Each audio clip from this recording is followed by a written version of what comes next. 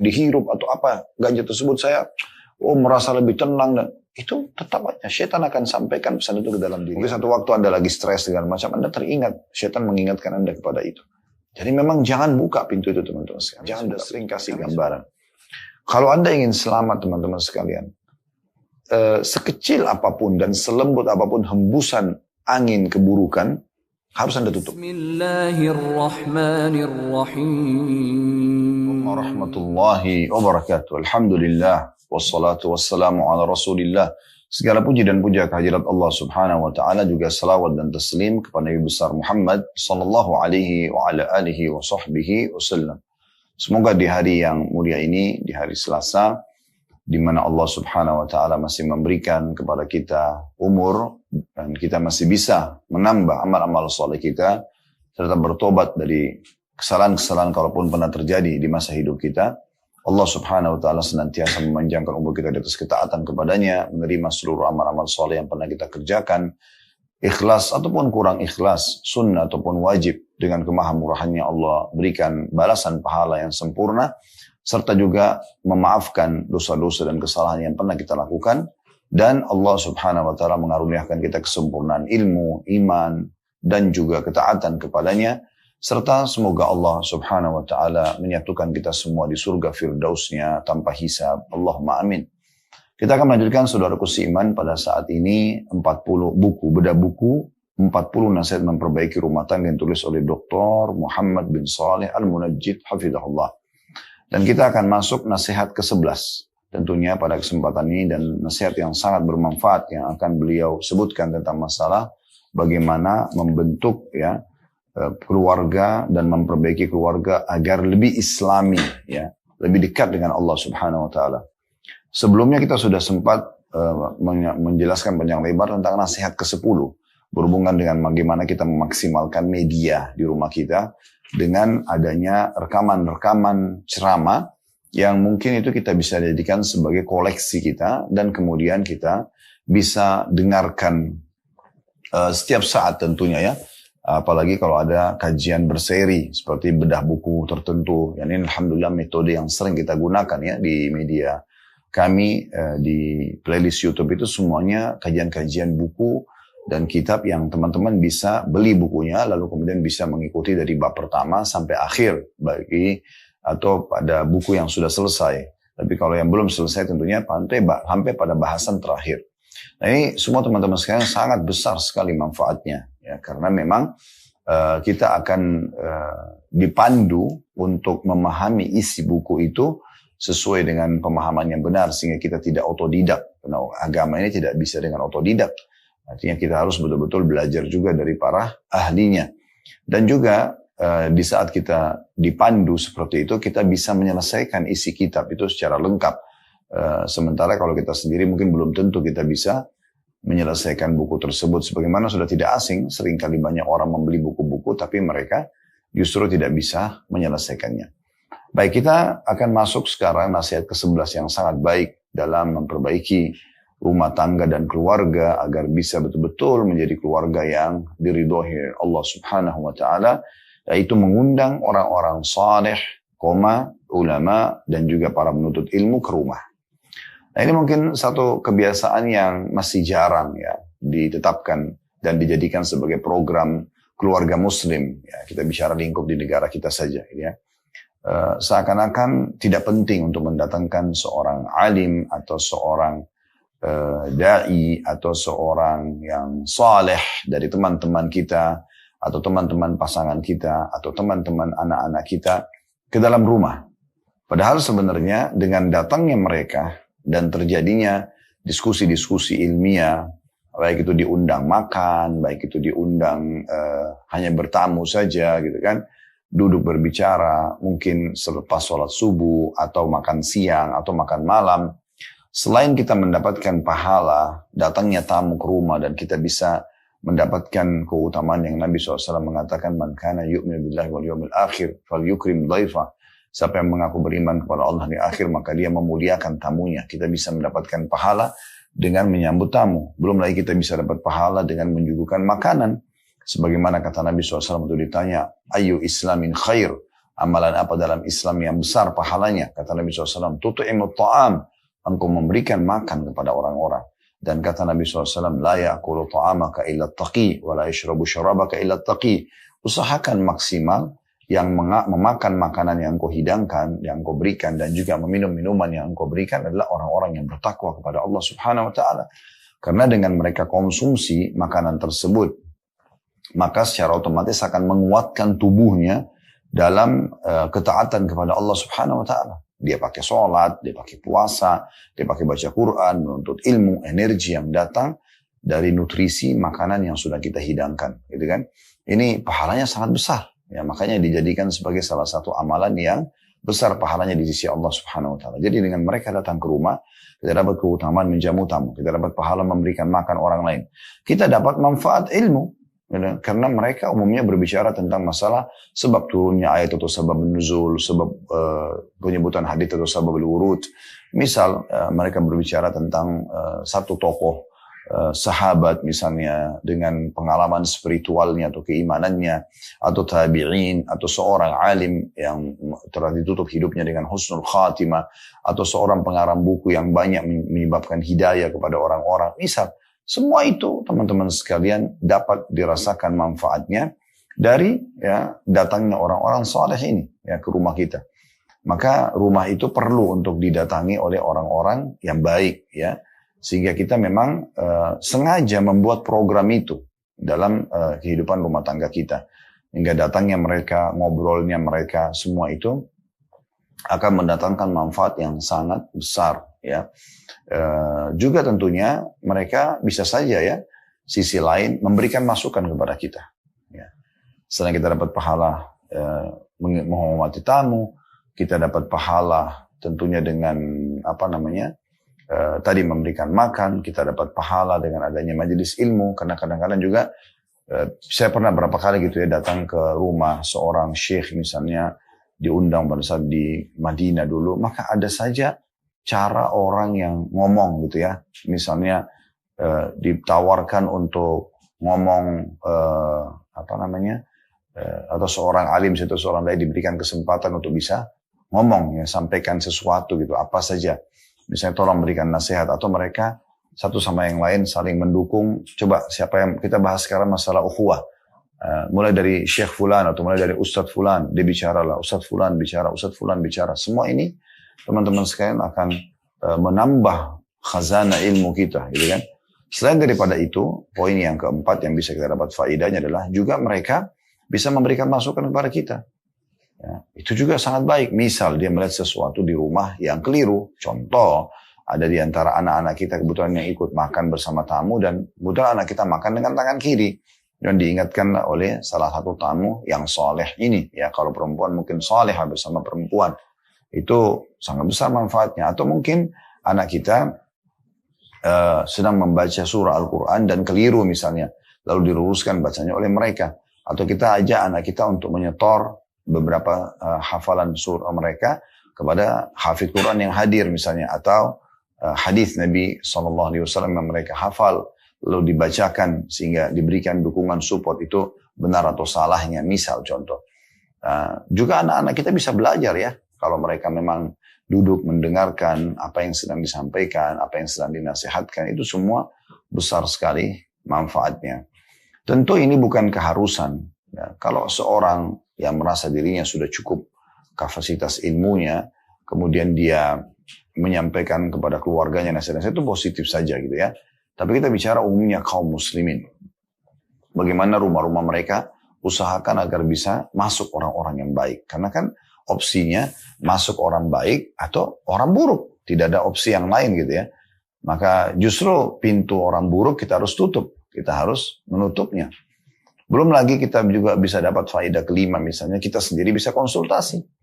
Misalnya ada problem dan masalah yang sedang kita hadapi dan kita butuh penjelasan hukumnya. Masalah warisan kan misalnya, atau masalah berhubungan dengan beberapa hukum-hukum sholat, atau apalah yang mungkin yang selama ini pada saat kita sedang menjalani kehidupan, itu terlintas ya beberapa pertanyaan yang belum kita dapatkan jawabannya. Maka dengan banyaknya tamu yang datang dan rata-rata adalah orang-orang yang baik-baik, orang yang sholat, itu sangat mudah.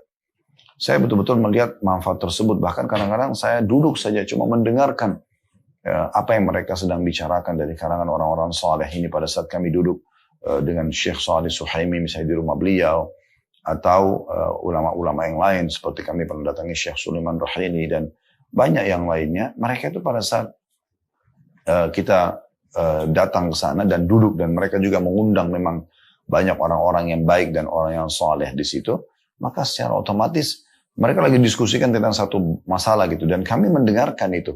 Bagaimana kita mendapatkan manfaat daripada apa yang sedang didiskusikan. Maka ini sangat baik, manfaatnya sangat besar. Tentu kalau kita bisa mendatangkan seorang alim sangat baik. Kalau tidak, mungkin orang-orang soleh secara umum. Ya, orang-orang soleh secara umum. Nah, ini penting untuk kita garis bawahi. Nanti saya sudah bilang, termasuk teman-teman kita sendiri, teman-teman pasangan kita saling mengingatkan, teman anak-anak, ya. Sehingga jangan sampai nanti justru orang fasik yang masuk ke dalam rumah, kemudian dia membuat kekacauan. Karena kalau tadi manfaat-manfaat kita bisa dapatkan dari orang soleh yang datang, maka tentu lawannya, rivalnya, orang-orang yang melakukan keburukan gitu ya, atau orang fasik, dia bisa melakukan keburukan yang berbahaya buat kita. Berbahaya sekali, artinya dia bisa mengganggu gitu ya. Misalnya dengan dia datang, kemudian dia justru berbicara tentang perzinahannya, pergaulan bebasnya, manipulasi datanya, transaksi ribanya, mendatangkan banyak keuntungan menurut dia gitu ya. Atau misalnya dia menggunjing orang, menghina, mencerca, memfitnah, dan dianggap itu sebuah bahan lelucon misalnya kan. Contoh. Atau misalnya memang justru tiba waktu sholat, mereka tidak sholat, malah mengganggu pemilik rumah. Udahlah, untuk apa sholat, nanti aja, misal contoh. Atau mereka mendengar musik, atau mereka bawa tontonan, diajarkan kepada kita atau kepada anak-anak. Justru kan buruk sekali ya. Jadi rivalnya luar biasa. Orang soleh akan mendatangkan manfaat, orang buruk akan mendatangkan mudarat gitu ya. Dan sesuai dengan hadis Nabi alaihi salatu wassalam, di mana Nabi SAW bersabda, bahwasanya perumpamaan majelis yang baik itu seperti penjual minyak wangi.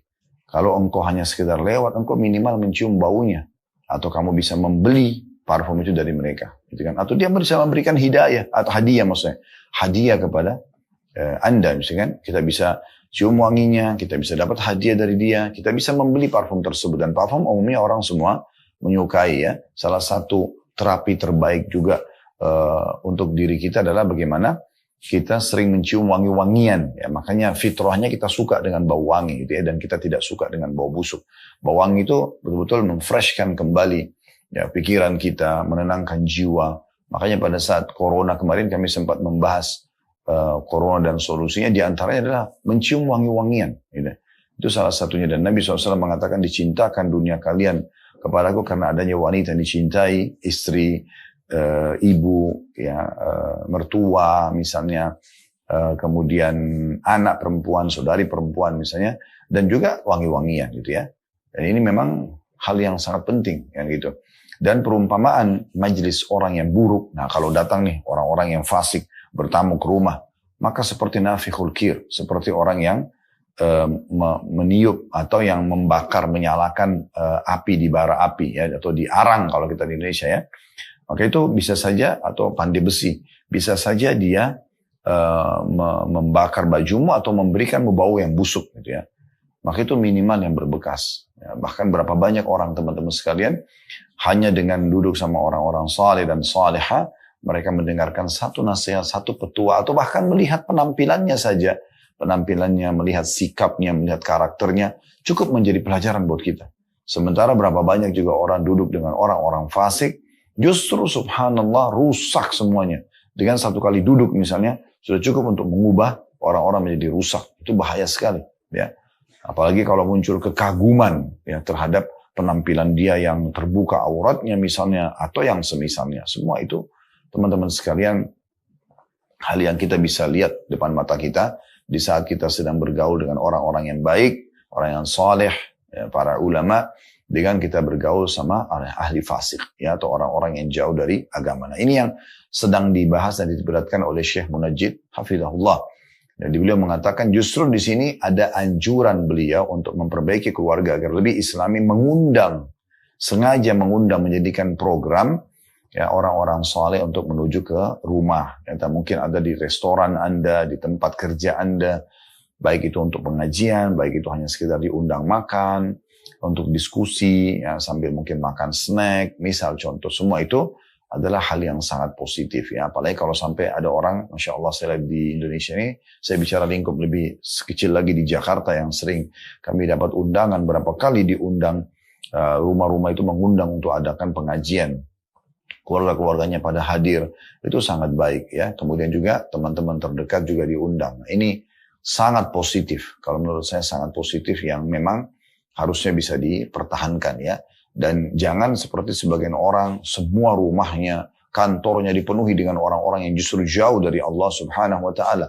Penuh dengan cerita-cerita bohong, fiktif, ya, ngolok-ngolok orang lain, gunjing menceritakan aib orang lain, memfitnah, dan segala macam hal. Bahkan dalam bercanda pun seringkali mereka bercanda dengan hal-hal yang diharamkan dalam agama. Nah ini teman-teman sekalian, kita sudah bisa nangkap sebenarnya pesan penting dari nasihat ke-11 ini. Saya akan coba bacakan apa yang ditulis oleh Syekh Munajjid hafizahullah, mengundang orang-orang saleh, ulama, dan juga para penuntut ilmu ke rumah. Beliau mengangkat dalil firman Allah Subhanahu wa taala dalam surah Nuh ayat 28 yang berbunyi, Rabbighfirli wa liwalidayya wa liman dakhala baitiya mu'minan walil mu'minina wal mu'minati wa la tazididz zalimina illa tabara. Ya Tuhanku, ampunilah aku, ibu bapakku, orang-orang yang masuk ke rumahku dengan beriman, dan semua orang-orang yang beriman, laki-laki dan perempuan. Dan janganlah engkau tambahkan bagi orang-orang zalim, orang-orang zalim itu maksudnya orang yang kufur di masa Nabi Nuh alaihissalam, selain kebinasaan. Dari ayat ini kita bisa lihat bagaimana Nabi Nuh alaihissalam memohon kepada Allah Subhanahu wa taala, memohon ampun justru ya untuk diri beliau, untuk kedua orang tua beliau, kemudian siapapun yang masuk ke dalam rumah beliau, dari orang-orang beriman laki-laki dan orang-orang beriman perempuan.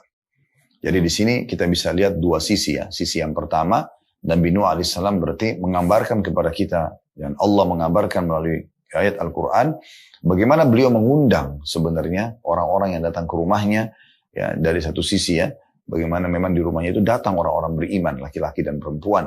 Ini besar manfaatnya sebagaimana sudah kita sebutkan tadi. Dan juga beliau di sini sisi yang lain adalah mendoakan mereka. Mendoakan mereka. Jadi doa Nabi Nuh alaihissalam untuk orang-orang yang masuk ke dalam rumahnya, ini menandakan berarti juga ada anjuran agar kita mengundang orang-orang saleh dan kita doakan mereka sebagaimana juga mereka mendoakan kita. Mungkin teman-teman sudah tidak asing ya. Kalau kita lagi bertamu rumah orang misalnya, kemudian kita dihidangkan makanan, kan anjuran kita mengucapkan terima kasih. Jazakallah khair. Kata Nabi SAW, siapa yang memberikan pada kalian ma'ruf atau sesuatu yang baik, fakafi'uh, balas dia dengan baik. Ya, kalau kalian belum bisa membalas yang sama, maka doakan dia sampai kalian merasa sudah membalasnya atau sudah memberikan imbalan terhadap kebaikan dia misalnya. Dan juga sunnah Nabi SAW kalau kita selesai makan kita membaca doa, gitu kan? At'amallah man at'amana, semoga Allah memberikan makan siapa yang memberikan makan kepada kami.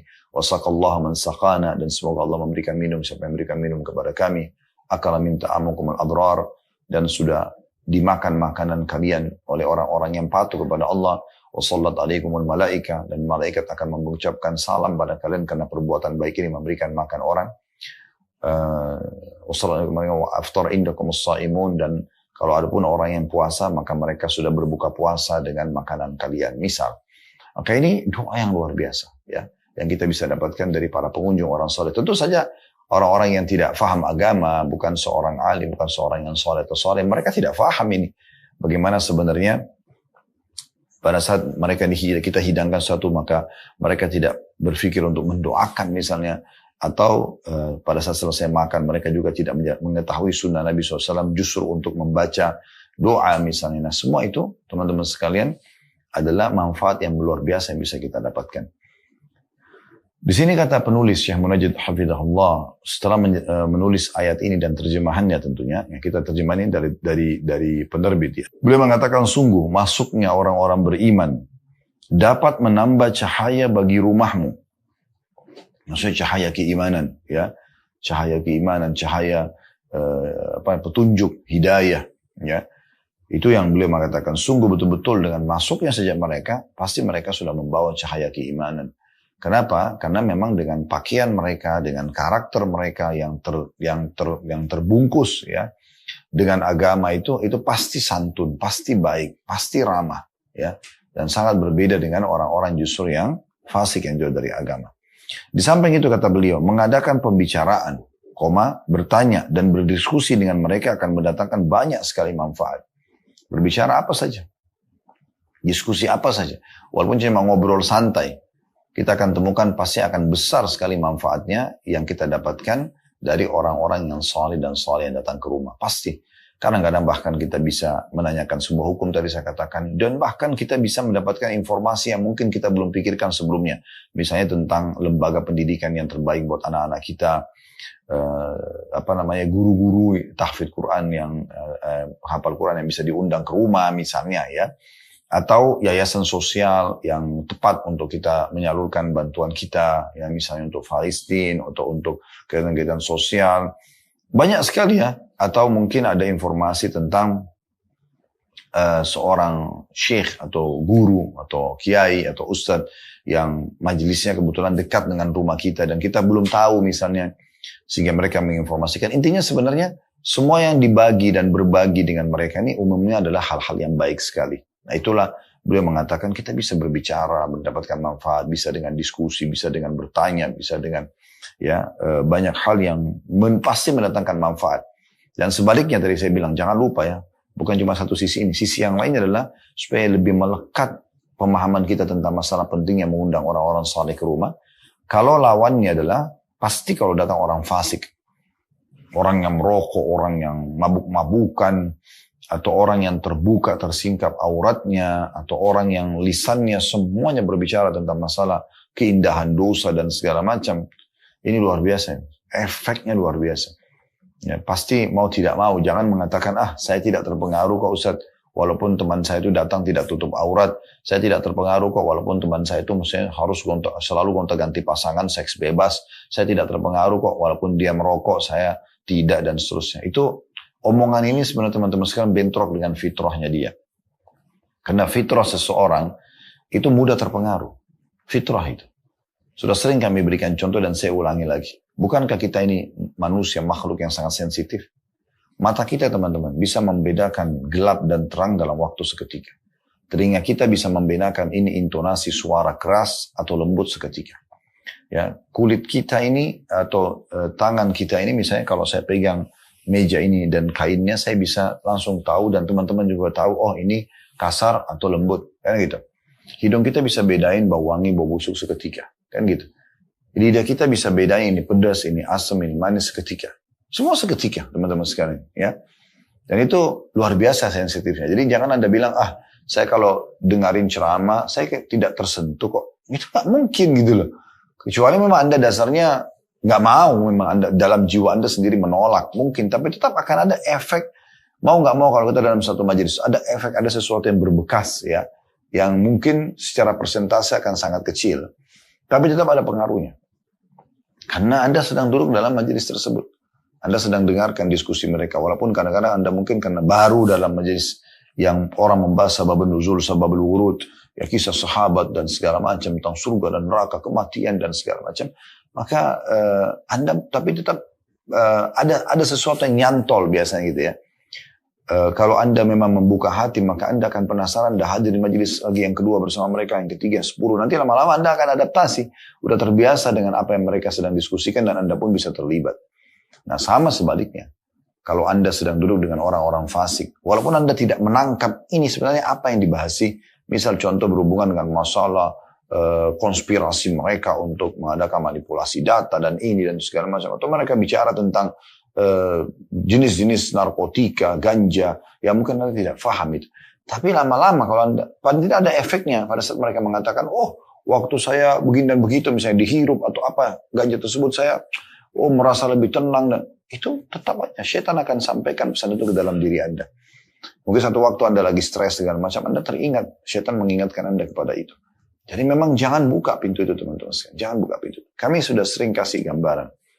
Kalau Anda ingin selamat teman-teman sekalian, sekecil apapun dan selembut apapun hembusan angin keburukan, harus Anda tutup.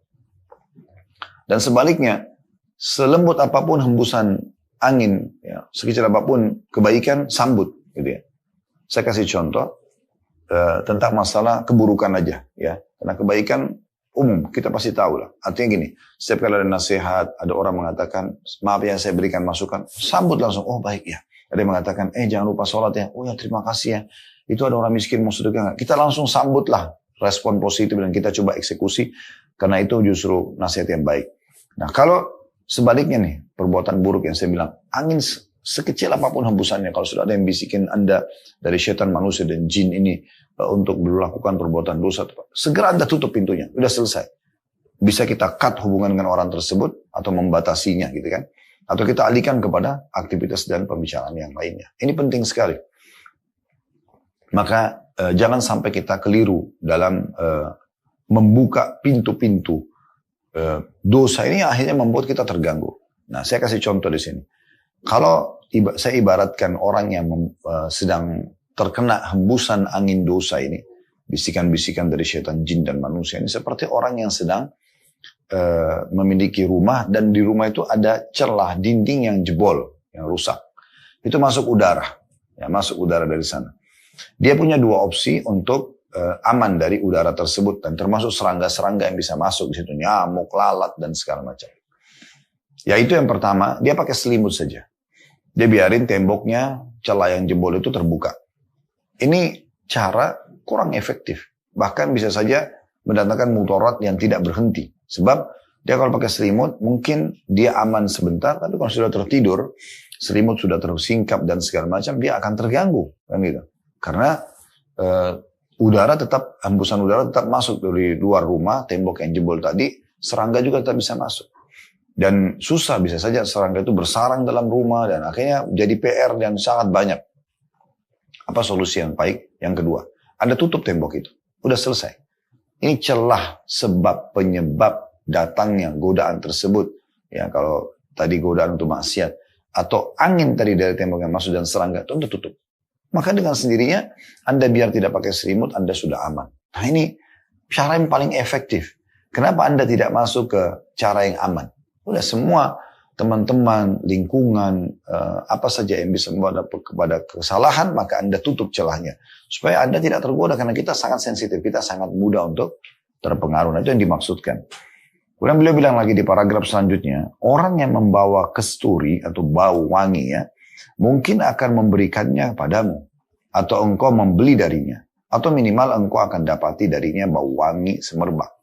Jadi kalau kita ke toko parfum, tadi sudah kita sebutkan hadisnya. Di sini beliau tidak sebutkan hadisnya. Ya, kemudian Anda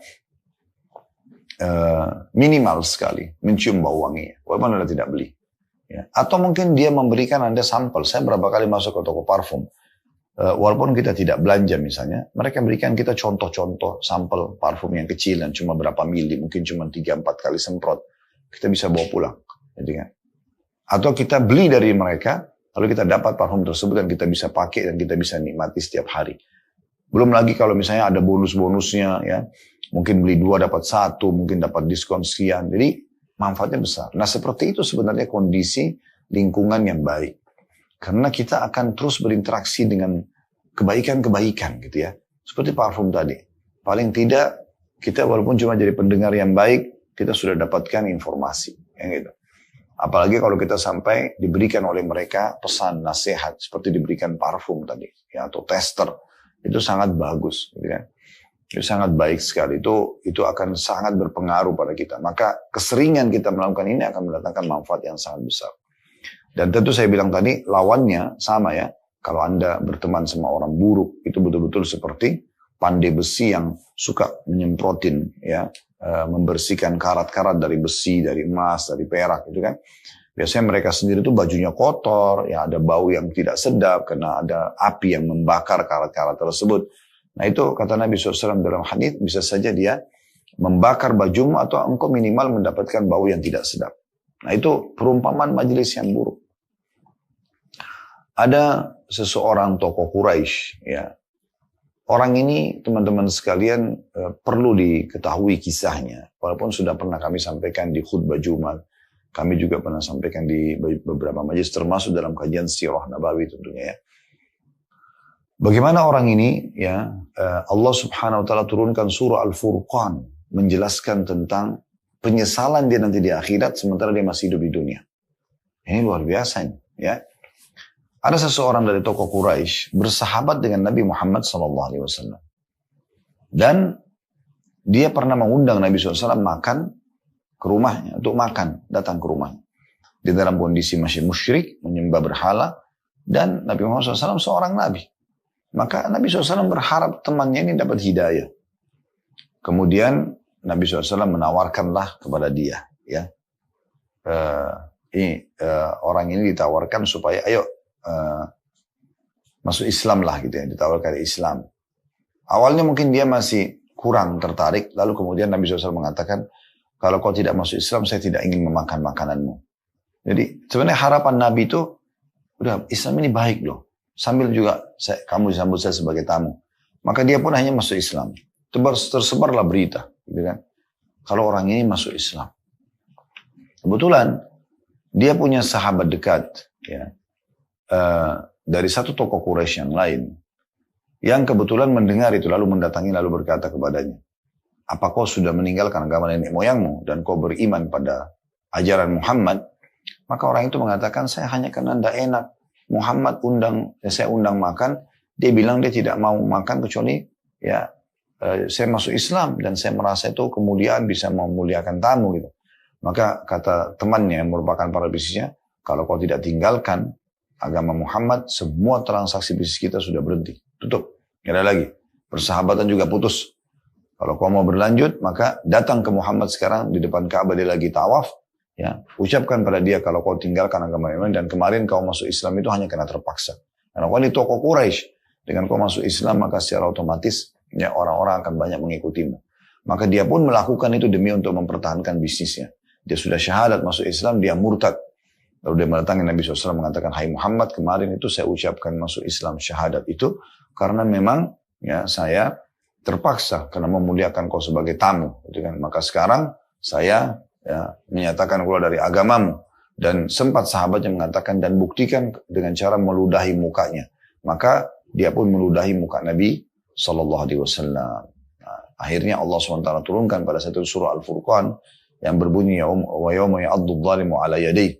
Nanti pada hari kiamat orang zalim itu akan menggigit tangannya ya. Yaqulu ya laitani ittakhadtu ma'ar rasuli sabila. Coba dulu saya mengikuti Rasul, jalannya Rasul. Ya wailata laitani lam attakhid fulanan khalila. Celakalah aku. Coba seandainya aku tidak ikutin si fulan sebagai temanku. Laqad adallani an dzikri ba'da idh ja'ani. Dia telah menyesatkanku setelah datang kepadaku petunjuk atau datang petunjuk kepadaku. Maka ini teman-teman sekalian, orang ini ya dapat penyebutan bahwasanya dia akan masuk ke dalam neraka, teman-teman sekalian, justru di saat dia masih ada hidup di dunia. Ini kenapa? Karena persahabatan, ya, karena pertemanan akhirnya menjadi kacau semuanya. Anda kalau misalnya punya partner bisnis dan Anda tahu partner bisnis Anda itu ternyata orang yang jauh dari agama, apa yang terjadi? Ya, Anda akan pastinya bentrok sama dia. Kalau Anda paham agama, dia mau transaksi riba, Anda tidak mau. Ya, dia mau misalnya manipulasi data, Anda tidak mau. Dia mau manipulasi produk, Anda tidak mau. Misal contoh, maka itu semua bisa saja terjadi. Ya, bisa saja terjadi teman-teman sekalian. Baik, kemudian selanjutnya paragraf terakhir dikatakan oleh penulis, dengan kedatangan mereka, tentu ayah, saudara, dan anak-anak ada yang ikut menyambutnya. Sedang para wanita akan mendengarkannya dari balik hijab tentang apa yang mereka perbincangkan.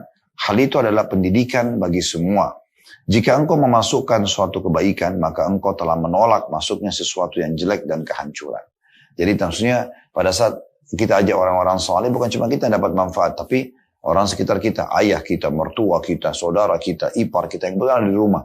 Dan para wanita pun yang memang mungkin misalnya dari bagian dalam ruangan rumah, ruang tamu misalnya tidak duduk sama laki-laki pun bisa mendengarkan faedah dan manfaatnya. Atau nanti Anda bisa ceritakan tentang pengalaman spiritual Anda itu ya kepada keluarga ini. Maka secara otomatis mereka dapat manfaat. Ya. Dan satu sisi, kalau kita mendatangkan sesuatu yang bermanfaat, berarti kita sedang menutup ya pintu-pintu keburukan. Nah ini satu hal yang luar biasa. Ya. Satu hal yang sangat baik tentunya teman-teman sekalian. Baik teman-teman sekalian, insya Allah ke depannya kita akan lanjutkan tentunya di nasihat nomor 12 ya. Dan itu poinnya cukup panjang, berhubungan dengan masalah belajar hukum-hukum syariat tentang rumah. Dan nanti insya Allah kita akan bahas tentang masalah sholat di rumah, kita akan bahas banyak poin-poin di situ diantaranya. Ya, insya Allah kita akan bahas tentang masalah anjuran agar anak-anak dan pembantu tidak boleh masuk ke dalam kamar tidur, terutama tanpa izin ya. Dan di waktu-waktu istirahat dikhawatirkan tersingkapnya aurat. Dan cukup banyak tentunya ya poin-poin seperti dilarang mengintip orang lain ya. Pada saat yang lagi mandi atau mendengarkan pembicaraan yang memang tidak boleh. Kemudian memisahkan antara anak laki-laki dan anak perempuan di tempat tidur dan segala macam pada saat mereka sudah umur 10 tahun. Dan beberapa hal-hal yang lain yang harus kita perhatikan di nasihat belajar hukum-hukum syariat tentang rumah itu sendiri. Kalau ada benar dari Allah, silakan diambil dan diamalkan. Kalau salah dari saya, tentu dimaafkan dan saya beristighfar kepada Allah. Subhanakallahumma bihamdika, asyhadu an la ilaha illa anta astaghfiruka wa atubu ilaik.